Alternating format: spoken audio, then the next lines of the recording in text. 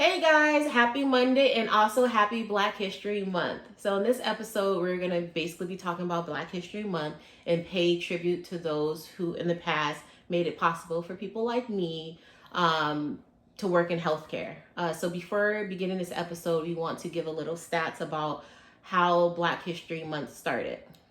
So the 13th Amendment to the U.S. Constitution was ratified in 1865 in the aftermath of the Civil War, and this abolished slavery in the United States. So, Dr. Carter G. Woodson believed that it was essential for young African Americans to be proud of their ancestors and their heritage.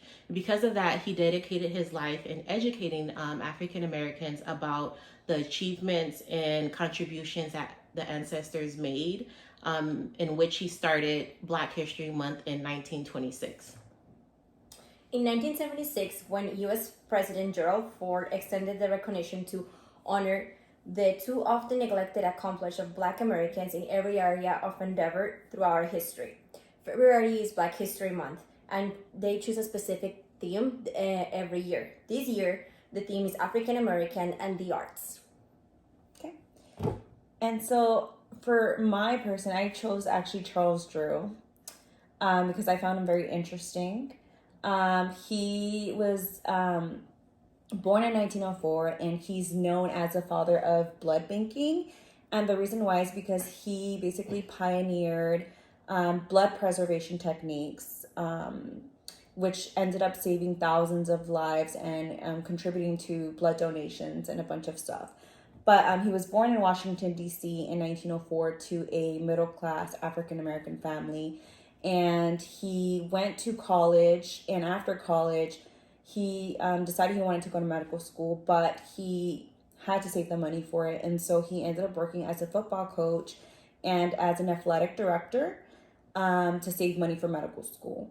And then he did apply to medical school. He applied to multiple places, but he ultimately ended up choosing McGill in Montreal, Canada, because he was just eager to get started with school right away, because some of the schools that he applied to, he wouldn't be starting just yet. And so he chose Montreal, Canada.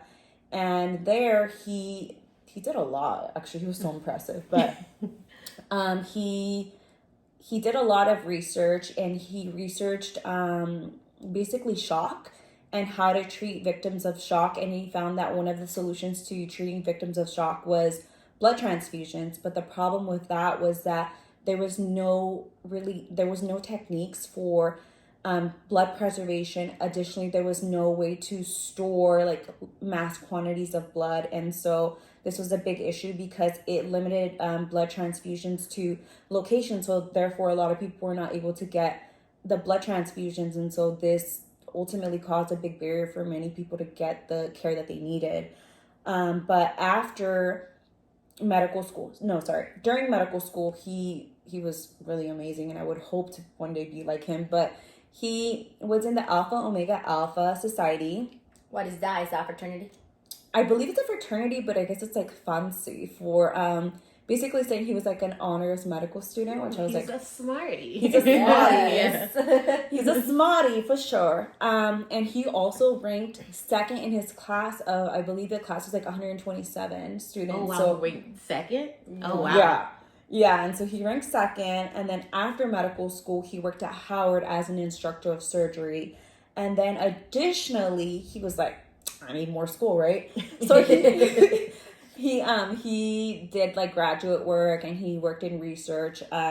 Specifically, he did research at Columbia, and there he wrote his doctoral research, and it's called, sorry, I do have to cheat on this one, but it's called Banked Blood, a study on blood preservation. And there, Dr. Drew found that blood plasma was able to be preserved longer if he was able to basically perform deliquification. And this is where they separate like the cells from the liquid portion of the blood plasma. And by separating them, they were able to store this longer. And because they were able to store this longer, it was just able to help preserve the blood for longer. Therefore, when it's needed, you would just combine them back so you can use the blood. But his research explored the best practices for blood banking, transfusions, It helped him establish the first large-scale blood banks. He directed the Blood Britain Project, and this is where they were able to ship plasma to England during World War II, therefore being able to save thousands of lives. And in 1941, Dr. Ju did lead the American Blood Cross Blood Bank, and he established mobile blood transfusion mobiles, also known as blood mobiles.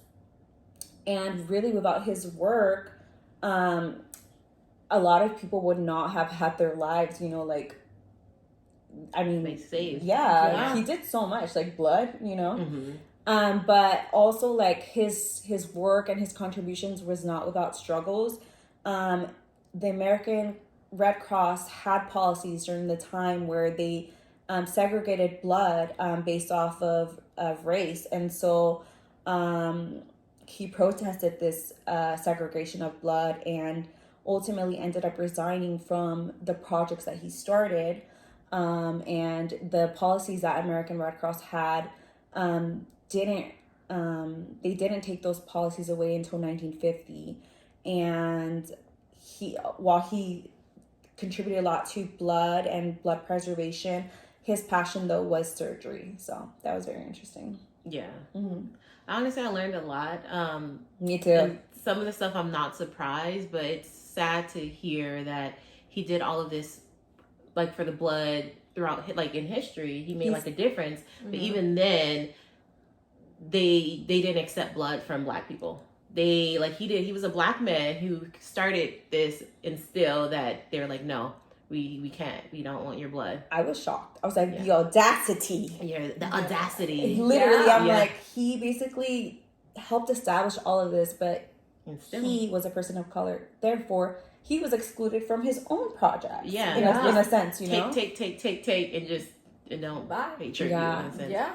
And it was sad for me to learn that he died at such a young age. He died, I believe, at 45 years old. He was very young, 1950. From a car crash, and he was bleeding out. And then there was rumors here or there saying, because he was sent to, of course, predominantly white hospital, and it was still segregation during that time. So they're saying maybe they didn't give him the best care. But I read the same. What year was this? Do you guys know? Sorry. 1950. So basically, there was like rumors. So when he had these crashes, it was in 1950. Mm-hmm. So he died in 1950, and basically there was rumors that he was denied care or the proper care. But according to records, they said that he basically almost died on impact. But really you don't know. You don't know unless you were there, in my opinion. So I'm not really sure what happened, but ultimately I think the story is sad overall because he contributed so much to to science and to helping establish the proper care for people. Yet he was forced to resign because they couldn't accept his people and who he was. So I thought it was really sad and very interesting. Wow! Imagine if he would still be alive, because in such a short time of period, he made a huge difference. So imagine if he would been alive, and then all the things that he could have done, especially since he was going, maybe after that he was going to do maybe research in surgery, since he was so interested in surgery. He would have done some groundbreaking stuff that he had already done about before. too. I was like, dang, he was already so young. Imagine what he could have done. You know what's crazy too is that, because I was reading and it said that the blood segregation in the American Red Cross was established till 1950. He died in 1950. Right. That's what so I'm wondering if it happened after he died or before. Like if he actually got to see, I want to say the fruits of his labor. I read or heard it happened like after he didn't. I want to say he didn't get to see it. Yeah. Don't quote me, but that's what I want to say. I think I read. Yeah. Well, it was very interesting to me, and it was sad, but I'm glad that we're here bringing this episode to light and getting talking about it. Yeah, because in my opinion, I've never heard of him. Yeah. So this is my first time hearing of him. For me, the first time I heard of him wasn't his history, because I maybe should have went more deep to look into his history, but it was because of the school. Because I lived in SoCal, and Charles Drew University was a thought that I was going to apply to for a nursing school, because they have the entry level program as well. So that's why I knew it was because of the university in SoCal. the same thing happened to me. I applied to medical school there, and I knew about him through there. And then when we were talking about this episode, I wanted to find out more about him. And ultimately, I'm glad I did, because he was he was just an amazing person. Yeah, he's like, well, I did this. Now let's do that. So you just keep like trying to just do better and better and better, which is amazing. Yeah, I was like, especially because I feel like he had so many disadvantages at his time. Because, like... No, definitely. Racism, like, all that. Like, he had a lot of stuff that could eventually probably, like, hold him back. But he didn't let that happen. He kept pushing and making a difference. I'll tell you that. It put a lot of things into perspective. Because although my journey into medicine has been difficult, I was like, wow, it's nowhere been near as difficult as him or other people of color. Past, yeah. Mm-hmm. When it was not allowed. Exactly. Yeah, it was interesting. I think I even read that his mom was even not fearful, but saying like, "Hey, maybe you shouldn't go through the medical route," because it wasn't common for people of color to be applying to medical school or anything. You definitely were putting yourself out there. As a target. Yeah. And then people don't want you to succeed. And he stand out because he was like the second of his class. He was in honors. Like he's like. And he was an athlete too. He was top of his class for the athletes too. I was like, makes sense, because I was like, when I was reading, I was like, oh, he was a football coach. He did a little bit of everything. Well-rounded individual. Yes. So my person that I will be talking about is Vivian T. Thomas, and he also had dreams of going to medical school, but unfortunately he couldn't go to medical school. He didn't go to school at all because around the Great Depression, instead of going to medical school, he basically had to get a job to provide for his family. So he applied to become a janitor, where he was only making about $12 an hour. So he started the Vanderbilt University. So that's where he applied as a janitor, and then that's where he also met Alfred Baylock, who was a surgeon at the time, who was working on during research. And Baylock and Thomas, Baylock saw the potential in Thomas and trained him on surgical skills. And those same surgical skills basically helped Baylock further his research in fixing the trilogy of follow. Yeah, so we all call it the baby blue syndrome, because I struggle saying the trilogy of follow. Yeah, so that's basically a heart defect, 4 different heart defects that basically a baby is born with. If it's not fixed, it can cause death in a baby. So the baby is born cyanotic, meaning like the thin areas around the mouth may be blue, underneath the eyes, the fingernails. So basically, Thomas helped Baylock perform the first surgery on a baby that basically saved the baby. And Thomas did not have no medical experience, like I said, did not go to school, but was literally coached Baylock on how to perform this open heart surgery. That's insane. Yes. Yeah. That is insane. Literally. Yeah, there's a how famous did he know? Just smart. Oh my God. I was like, dang, putting me to shame. Putting all of us to shame. Seriously, he didn't even went to school. And we have the internet. Yeah, we have all the resources. Yeah. Like, basically. I was like, dang. That's rude. Yeah. So what was crazy about his story is that he did all of this to change healthcare, being like the first open heart surgery that fixed the trilogy of follow. Yes. And still they did not give him no type of recognition until 30 years after that it's been cured. And then Mr. Baylock, he passed away, and they later started giving like recognition. But it was crazy because even then he was working next to the doctor. He had to pick up a second job. So he did all of this within surgery, but was still getting paid $12 a week. Had to pick up a second job as a waiter, and was basically waiting surgeons. So he was there giving food and stuff to surgeons that never credited him. Eventually, way later, of course, they gave credit to him. There's also a movie. There's a movie in his honor that's called The Lord. Something the Lord done. Don't quote me. Hold on. I have it right here. it looks like something the Lord made. Oh my God. I have to comment about it. I'm so sorry. No comment, because I messed up the name. Right. You saw it? No. So when I was shadowing Vane at her hospital, and we were going with rounds, and then with the rounds you have like the doctors and the what's it called, the ones that are Residents? the residents, and then the other ones, the Fellows. So they were there, Mm-hmm. and then one of the doctors was like trying to teach something for the heart, and then they started talking about that movie, and nobody could remember the name, and then they were talking about how. Sorry, they didn't recognize this person, but they never said his name. Oh, so now it's making sense to you right now. Yeah, so it's like full circle. I'm like, oh my God. Like, it's like an aha moment for me right now. We should watch it. Yeah, we should. I think it released in 2004, but it's still a very, very popular movie. Yeah, they were talking about, like, the doctors knew about it, like, the surgeons knew about it, and I was like, what? But they didn't say his name, so it didn't click until now that you said that they made a movie about him. Can you say that name one more time? Something the Lord made. Something the Lord made. It looks, yeah, something We the Lord gotta, made. listeners, if you guys have time, watch it. Watch it. But yeah, his story just is interesting to me and sad at the same time, because again, he put so much of himself and made a difference in healthcare, like saving babies and lives to this day. But it was way later that he was recognized for everything that he done. That's hard. And there's like a famous photo too of him literally standing on a step stool coaching the surgeon throughout the surgery. Wow. That's insane. Mm-hmm. Wow. That sucks, because he's over there picking up like he already has one job, now he has to pick up a second job when he shouldn't even have done. He shouldn't have been doing that. He should at least get paid for coaching or teaching these surgeons how to do this type of surgery. Yeah.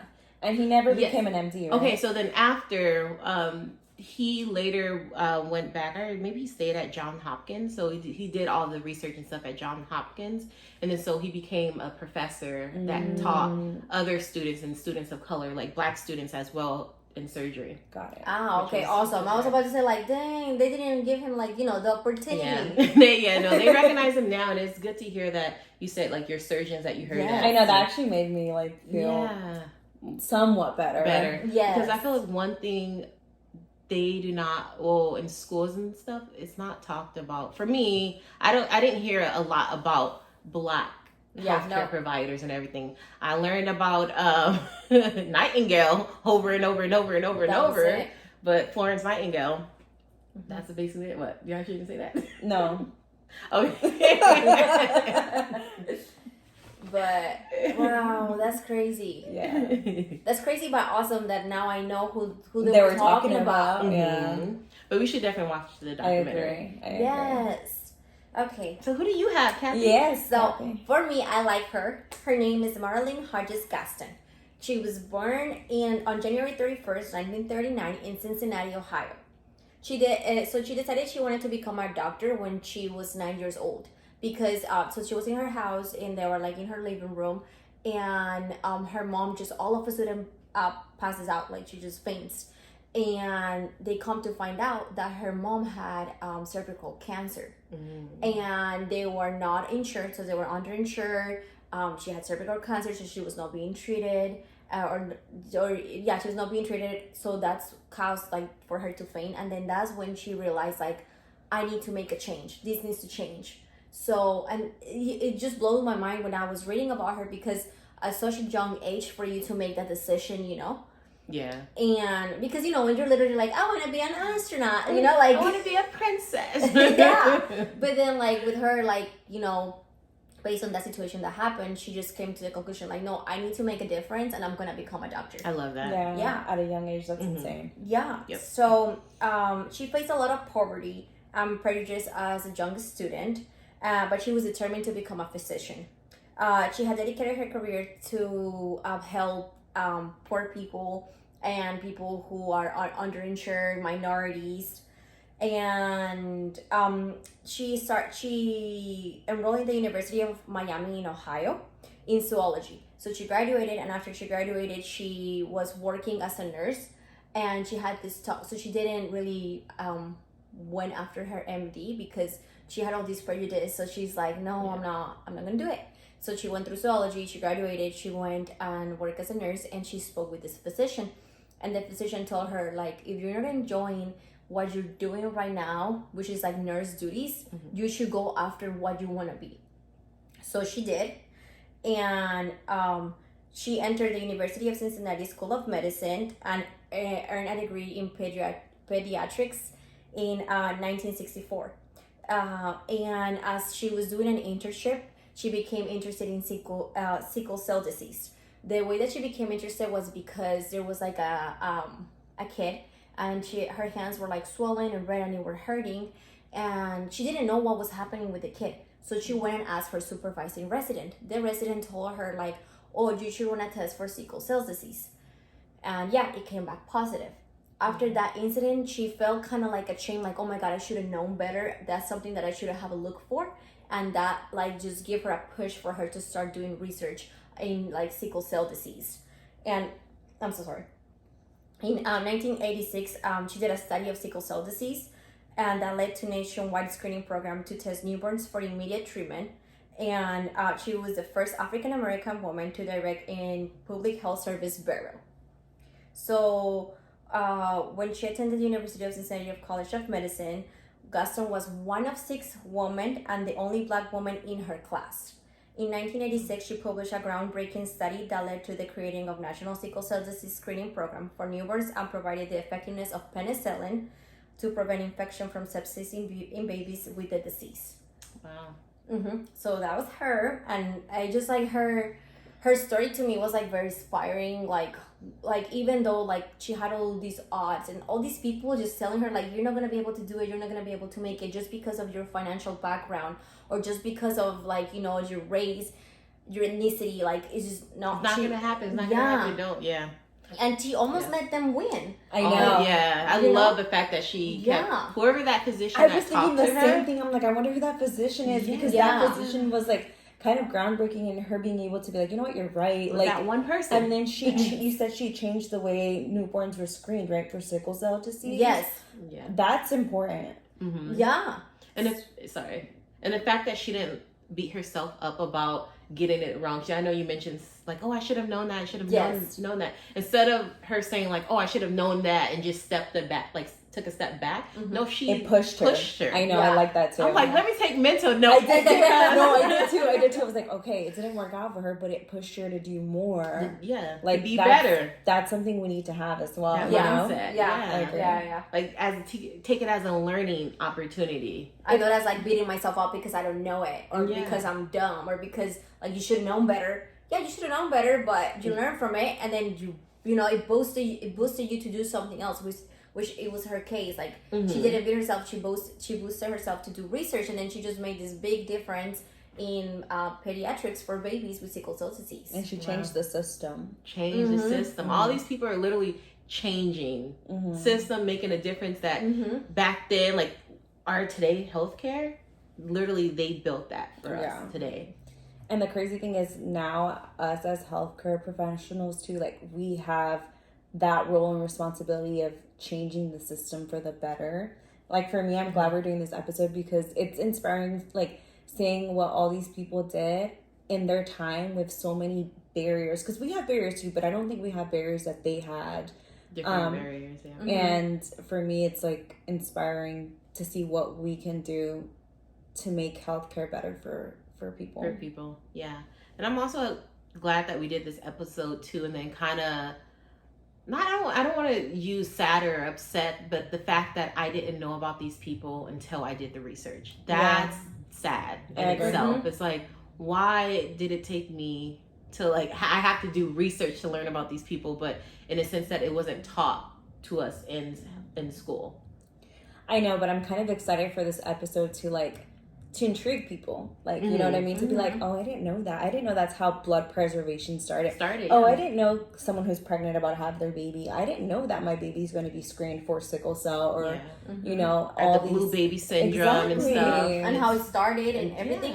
And then this also, like, my caught people's attention for them to do more research about other people that have been in the health, because there's a lot of them. It's so many more. There was a lot. We chose our favorites. Yeah. So these might pique somebody's, like, you know, interest, and it's like, okay, maybe let me see more people that have been paving the way for me to be here, to see what they did, because these people, everybody did like amazing things. It sucks that it's not really talked about. Mm-hmm. And I feel like so basically before this episode, I didn't know none of this until now, and I feel like I learned so much, and I was like, wow, like like wow, why didn't I it's a whole new world. Like it is, it really is, and it's so like even aside from healthcare, it's just in general, there's been so many Black people who made a difference, just like with new technology and everything, and same with brown people as well. But we're not in school. We're not talked about. And sadly, I don't know if this is a bad thing to say, but I'm gonna say it. But sadly, like, I didn't know much even about my Black history until I went to college, and that's because when I went to undergrad, I took a Pan-African Studies class, and that course is what taught me about my Black history. Because in school, the only history that was taught to me and y'all too was just slavery mainly, and Martin Luther King and Malcolm X. I'm gonna be honest with you. I would agree. I would put myself in the same boat. I didn't get like a full education until undergrad, and that's because I chose to take the class. Yeah, you have to choose. Like and it wasn't like a prerequisite. Like I had to choose to take that class. And same. I took a Chicano studies class too, and it's like because we literally have we had to apply ourselves and put ourselves in these classes. It's like, what about those who didn't have the opportunity to even go to college? And you just don't know about your history. No. But then there's people like us who are like, we're gonna teach you as much as we. I know. Yeah. We're not experts. Huh? We're not experts. I was struggling with his story a little bit. I was like, I'm getting the stories mixed up because I was doing research on other people as well. I was like, is this his story or is this the other person's story? But I learned so much. Me too. I did too. Like interesting things that it could be done. Like even like I was thinking about like Charles Drew. Like, how are you just gonna be like, well, maybe if it's not this way, what about if we go through the plasma? Like, like what kind of thought, like genius. You know what I'm saying? Like, I was like, how would you think of that? Yes, it's like you're just, relaxing, and then all of a sudden it's like, well, let's check plasma, and then, go that way. Hey, let's separate it to make it last longer. Yeah. Just smart. That's what I was like, dang, it just make me feel all types of dumb. I'm just kidding. I'm not calling myself dumb because I know they made the path for me to be here. I just have to apply myself, just like your lady. Yes. She did amazing. I do have one more that I really like. Okay. So it's Alexa Irene Kennedy. She was born in 1950, and she attended the University of Michigan for undergrad. During her time there was like a summer health fair, and she saw like a lot of things about healthcare, and she realized she was kind of interested in healthcare. So she was a zoology major, and I think she ended up saying like, you know what, healthcare and medicine's kind of interesting. So she decided to switch tracks and to pursue medical school. She ended up applying to the University of Michigan medical school, and then there she decided she wanted to do neurosurgery, which is one of the most, I would say, intense fields to pursue in medicine. And a lot of people told her that it wasn't a good idea. And she didn't listen to them. And she did it anyways. And she ended up graduating medical school cum laude, which means she was number one. And once she did her resident program, on her first day, she said that she heard someone speak about her while she was like attending to an actual patient. They said, and I'm going to read it word for word as she said, on her first day of training, she was told, "Oh, you must be our new equal opportunity package," by a hospital administrator. Ew. Ironically, the next year she was voted as top resident of that facility. Wow. So I think that was definitely I was like, what? It's interesting, and I don't know. Were you done? No. Okay, I was like, because I still hear those things to this day. Years later, there's still people who make comments like that and would say like, "Oh, you're only here because they want to make the school more diverse. You're only here because basically they wanted to make the school diverse because even when I was in undergrad, I was taking I was taking it was my physiology class, and I took it at a JC, and I had a professor who was Black and who was also a doctor, but she retired because she didn't want to do work in hospitals anymore as a doctor, so she took on teaching. And I remember when I went to her office hours, because I was like, I need help. And she told me the story where she worked her butt off in med school. And even then, people would minimize all of that and say like, oh, you're only here because they needed to make the school to make it diverse, and because you're Black. And she was like, dang, after I did all of this, worked my butt off, and that's literally the only thing you can say about me. And so she was like, that's in the sense that she was saying you can't let other people's words affect you, because it doesn't matter how far you come in life, in a sense, they'll always say some crazy stuff like that. I've heard that, actually. I was at a medical school conference, and I ear hustle. I like to be aware of my surroundings.